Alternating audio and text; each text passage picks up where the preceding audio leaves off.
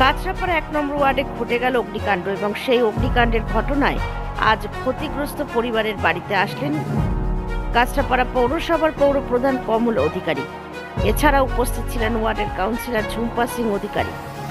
পরিবারের পাশে সর্বতভাবে রয়েছেন আশ্বাস চেয়ারম্যানের।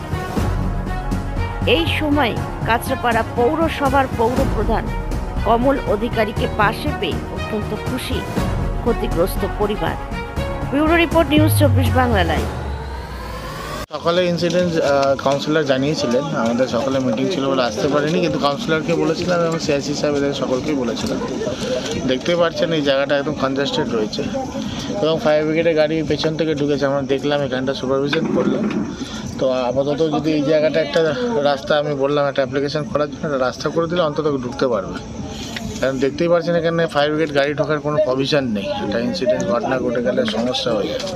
দেখে নিচ্ছি এবং বিধায়ক সাহেবের সাথে কথা, বিধায়ক সাহেবকে জানিয়েছি। বিধায়ক সাহেব একটা দিয়েছেন, কেন একটা পেশেন্ট রয়েছে, আমরা আছি, ওনাদের পাশে আছি। অসুবিধা বেশিরভাগ তো আমরা লেটার করেছি অনেক আগেই যে আমাদের পৌরসভায় ৮ থেকে ৯টা ওয়ার্ড যেগুলো আছে কম বেশি রেলের অনেক দিন ধরে, ধরুন ৫০ বছর ঊর্ধ্বে বসবাস করছে এবং সেই জায়গায় আমরা একটা ডিমার্কেশন করেছি যে এতটা ল্যান্ড যদি আমাদের দেয় তাহলে যারা এখানে ৫০-৬০ বছর ঊর্ধ্বে থাকছে তাদেরকে আমরা পুনর্বাসন দিতে পারবো। সেগুলো প্রপোজাল দিয়েছি, এখনও সেভাবে কোনো রকম রিপ্লাই পাইনি আমরা।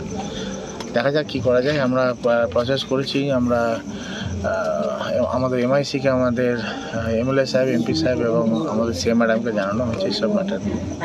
তো দেখা যাক, ওনারা যদি দেন তাহলে আমরা ডেভেলপমেন্ট আগামী দিন করতে পারবো। কারণ আপনারা দেখতে পাচ্ছেন এটা আজকের জায়গা নয়, অনেকদিন কিন্তু প্যাসেজ নেই এখানে যেখানে ফায়ার ব্রিগেডে গাড়ি ঢুকতে পারবে। তো যেই জায়গাটা একটু প্রভিশন রয়েছে সেই জায়গাটা আমরা দেখছি ওখানে আপাতত রাস্তা করে ব্যবস্থা করার জন্য ভবিষ্যতে যদি কোনো রকম ফায়ার ইনসিডেন্ট হয় ওখান থেকে গাড়িটা ঢোকাতে পারবে। দেখা গেছে কর্তব্যের মধ্যে পরে মাননীয় মুখ্যমন্ত্রী মমতা বন্দ্যোপাধ্যায় বারবার বলেছেন যে মানুষের পাশে থাকতে, মানুষের কাজ করতে, এটা আমাদের কাজের মধ্যে পড়ে, এটা আমাদের ডিউটির মধ্যে পড়ে।